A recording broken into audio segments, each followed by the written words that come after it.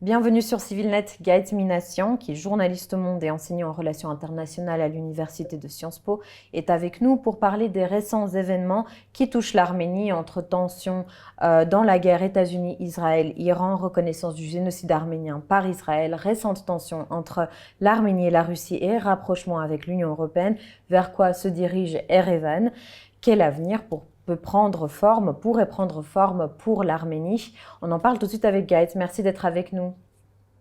Merci Annie pour cette invitation.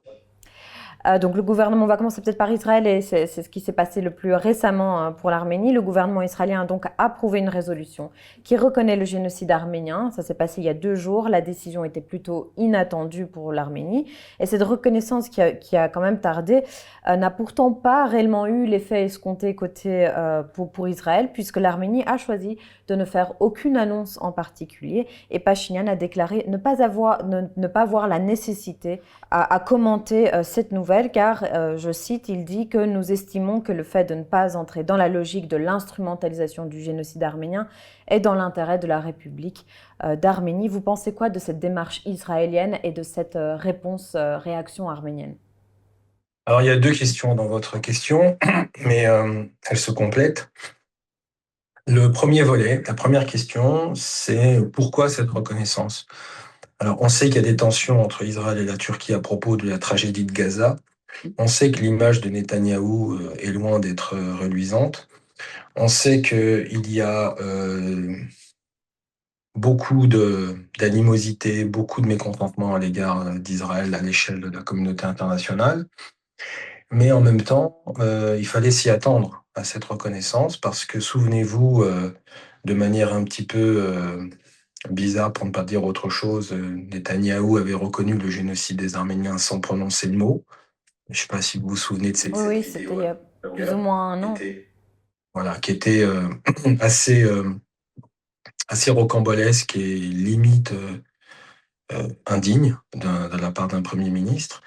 Et puis, je pense que justement, les Israéliens, la société israélienne, le gouvernement israélien a voulu transformer quelque part cette reconnaissance de dernière minute en quelque chose de plus sérieux.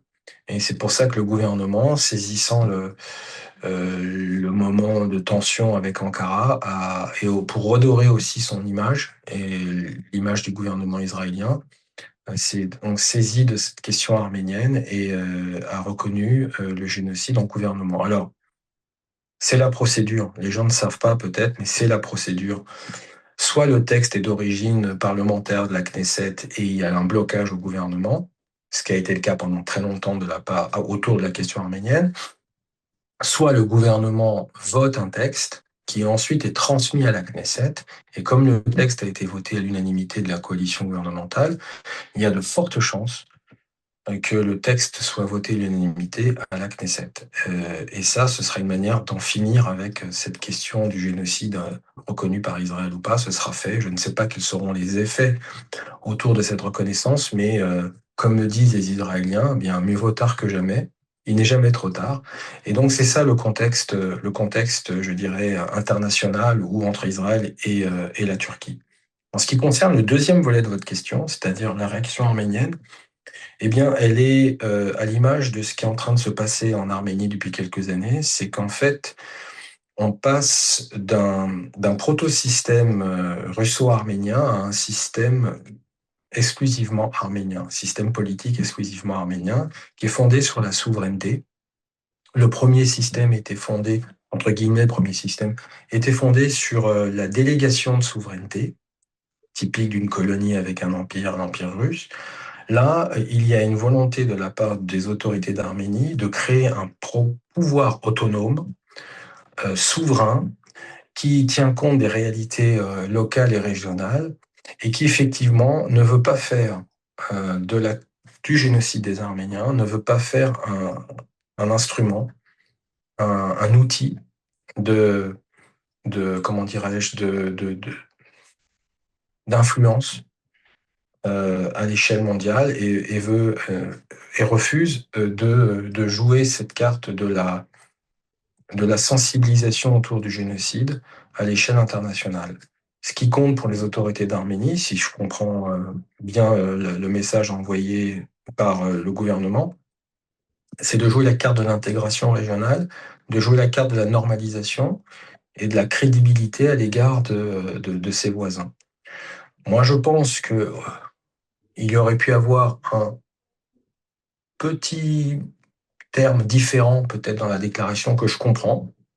La déclaration de Nicole Pachinian, je la comprends dans cette logique-là, de normalisation et de refus de toute instrumentalisation, mais je pense qu'on aurait pu imaginer quelque chose qui aurait pu être de l'ordre de un génocide, ça concerne toute l'humanité.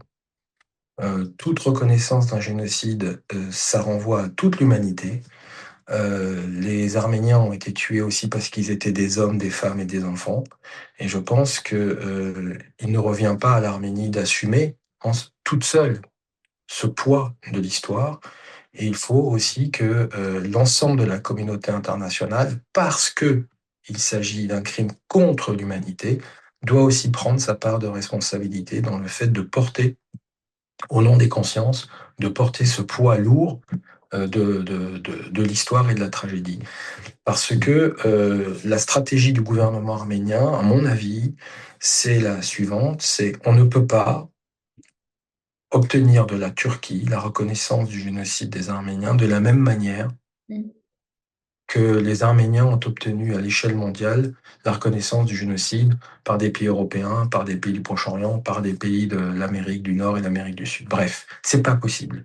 Pourquoi? Parce qu'il y a un État aujourd'hui qui est voisin de l'État héritier du bourreau et qu'on ne peut pas imaginer, au nom du rapport de force, au nom aussi je dirais, d'une crédibilité politique, on ne peut pas imaginer une forme de nationalisme qui ne mènerait à rien, si ce n'est à la catastrophe. On l'a vu en 2016, en 2020, et même depuis 91.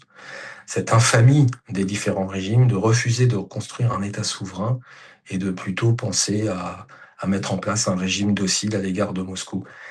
Il faut bien comprendre que quand Nicole Pachinian arrive au pouvoir en 2018, puis en 2020, bref, tout est pourri en Arménie. C'est un État mafieux, c'est un État corrompu, c'est un État qui est déliquescent et ce n'est pas évident de repartir à zéro. Il a sa part de responsabilité, bien entendu, dans tout ce qui arrive, mais on ne peut pas tout lui mettre sur le dos. Ce serait une aberration politique et de l'infantilisation de penser comme ça. Hmm. Parlons maintenant de la confrontation entre Israël et l'Iran. Ça a mis en lumière aussi la position particulièrement délicate de l'Arménie, vu que l'Arménie est non seulement un partenaire stratégique de l'Iran, mais également le pays voisin avec une frontière commune. Ça, donc, l'Arménie, comment est-ce que l'Arménie doit, elle, s'adapter à cette nouvelle donne géopolitique? Est-ce que Erevan peut renforcer ses relations avec Israël tout en restant, entre guillemets, gardant ses relations avec l'Iran au beau fixe, mais également ses relations avec les pays occidentaux sans devoir être obligé de compromettre son partenariat stratégique avec l'Iran? Absolument oui.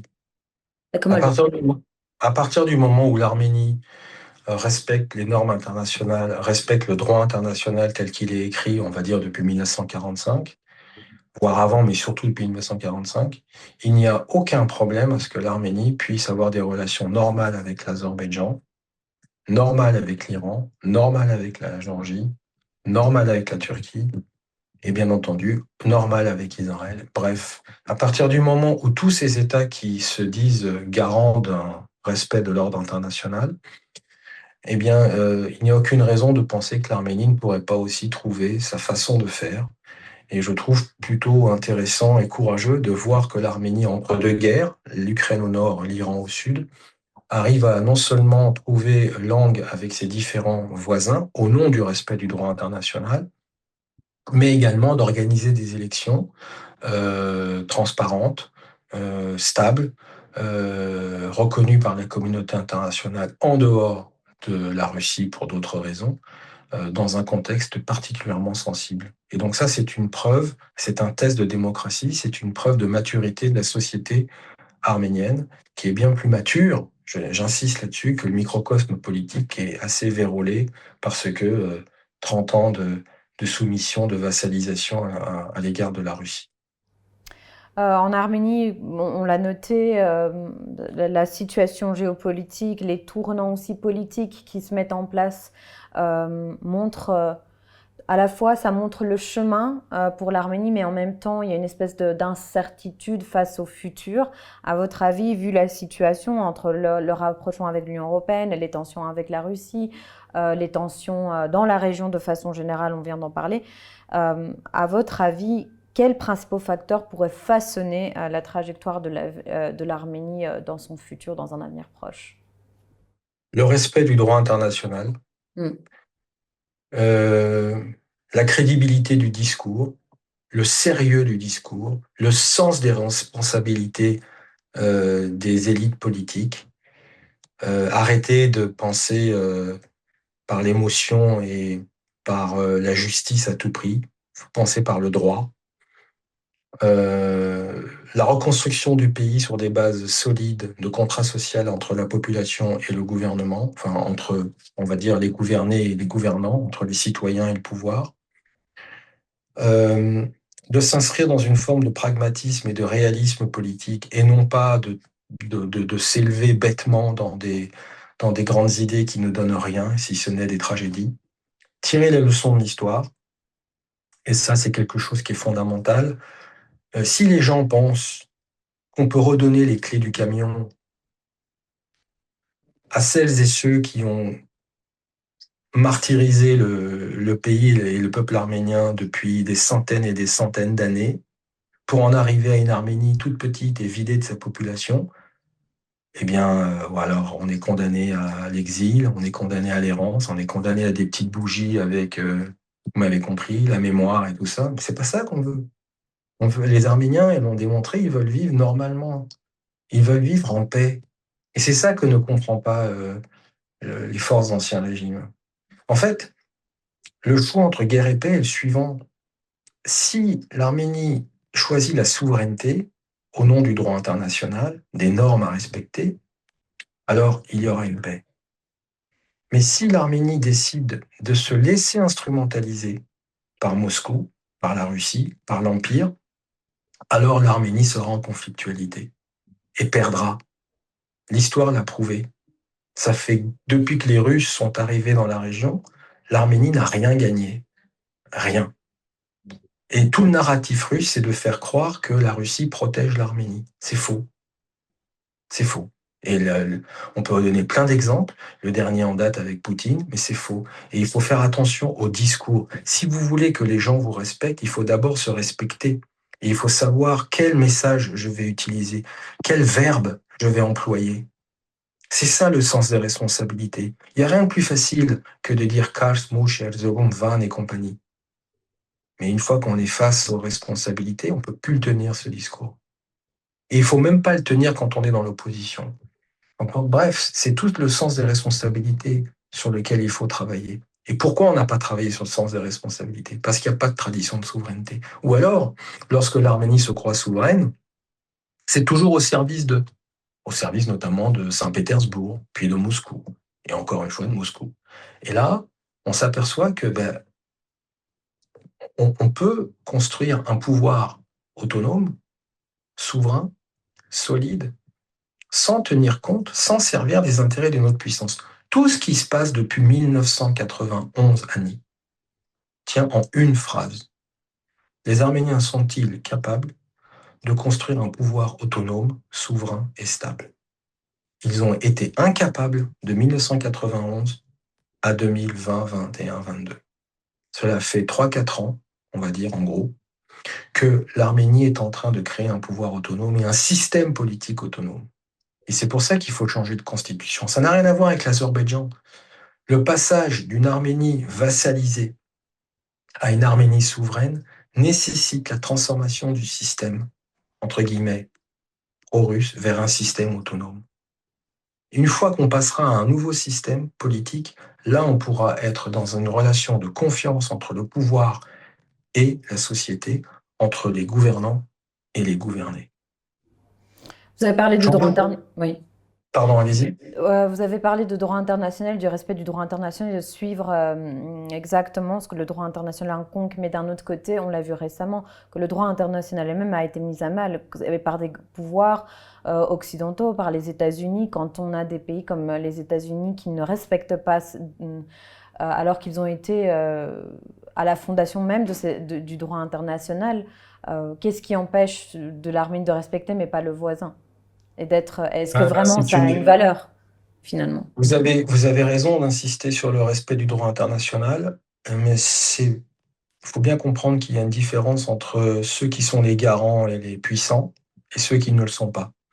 On ne peut pas chercher à comparer. Si les États-Unis n'ont pas respecté le droit international, ben ils l'ont payé. Vous avez vu l'Afghanistan, vous avez vu l'Irak, surtout. Actuellement, l'Iran aussi, ils sont quand même. Et actuellement, l'Iran, le bourbier iranien qui est en train de se mettre en place, l'administration Trump. Mais quand un grand pays, une grande puissance, ne respecte pas le droit international, il le paye. Mais il ne le paye pas de manière aussi cash et aussi profonde et aussi de manière aussi dévastatrice qu'un petit pays. Un petit pays, quand il ne respecte pas le droit international, ou quand il est en violation, ou quand il est en irrespect, quand il est dans une relation sensible et hasardeuse avec le droit international, il peut perdre de son assiette territoriale. Il met son existence en jeu. Un grand pays ne perd pas au niveau de son assiette et ne met pas son existence en jeu. Et c'est ça qu'il faut tirer comme conclusion. Euh, on se doit de bien connaître le monde tel qu'il est. Les élites politiques, si on peut parler d'élites politiques arméniennes, se doivent de bien connaître le monde tel qu'il est. Et on ne peut pas uniquement dire, ah ben, si les États-Unis ne respectent pas le droit international, si la Russie ne respecte pas le droit international, nous aussi, Arméniens, on peut se permettre, avec le soutien de la Russie, de ne pas respecter le droit international. C'est une violation flagrante, je dirais, du droit d'exister pour les Arméniens. C'est une aberration, c'est une irresponsabilité de mettre son destin entre les mains d'autres puissances. Maintenant, si la Turquie ne respecte pas le droit international, elle le paye aussi. Chypre n'a été reconnu par personne. Certes, l'armée turque est toujours à Chypre, mais vous savez que la Turquie est membre de l'OTAN, qu'il y a des alliances, il y a ceci, il y a cela. Voilà. Mais c'est pas pour autant que la Turquie sort grandie de cette affaire chypriote. Alors, dans l'affaire du Karabakh, puisque c'est l'affaire de l'Artsakh, c'est ça aussi qui sous-tend votre question, on paye pour des décennies et des décennies de bêtises, d'infamie, d'irresponsabilité. Lorsqu'on est un petit peuple, la roue de l'histoire, elle passe très rarement devant notre porte. Et lorsqu'elle est passée devant la porte entre août 91, août 91, décembre 91, je fais exprès de préciser la période, août 91, décembre 91, coup d'État à Moscou et effondrement, fin de l'URSS, création de la CEI en décembre. Dans cette laps de temps, 3-4 mois, il y avait une fenêtre d'opportunité. La roue de l'histoire passait devant la porte de l'Arménie. Et l'Arménie ne l'a pas saisie. Pourquoi? Parce qu'on avait un régime pro-russe, encore une fois. Elle devait faire quoi? Tout simplement faire la chose suivante. La même date, 16 octobre ou 21 septembre, organiser 3 choses.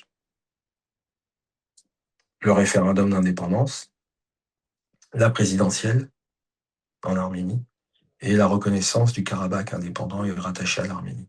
Les 3 réunis. Là, c'était créer un pouvoir autonome. Là, c'était penser purement de manière nationale et de manière arménienne.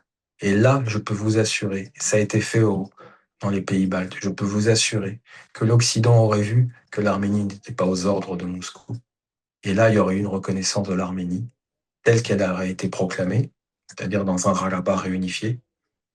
L'Azerbaïdjan était à genoux, la Turquie était kémaliste aux ordres de Washington, et la Russie était totalement affaiblie. Je ne dis pas qu'il n'y aurait pas eu de guerre derrière, mais la reconnaissance de l'Arménie sur une date avec le Karabakh et avec je dirais, tout ce que cela entraîne en termes d'influence, parce que personne ne pensait à l'Azerbaïdjan. Il n'y avait même pas les accords gaziers, pétroliers en 1991. Il n'y avait rien de tout ça. On aurait pu. Et le fait d'en avoir parlé avec plusieurs diplomates occidentaux de cette opportunité, ces mêmes diplomates m'ont dit effectivement, si là on avait vu que l'Arménie choisissait une voie différente de la voie russe, c'était totalement responsable de penser comme ça. Je pense que l'Occident aurait regardé d'un autre œil le sort de l'Arménie. Maintenant, l'histoire est passée. On paye ça. 1994, c'est une fausse victoire arménienne. Les Arméniens ont cru qu'ils avaient gagné. C'est Moscou qui a gagné. 98, le coup du 1er mars, on a vu ce que ça donnait. Il fallait affaiblir l'Arménie. 2008, encore un coup.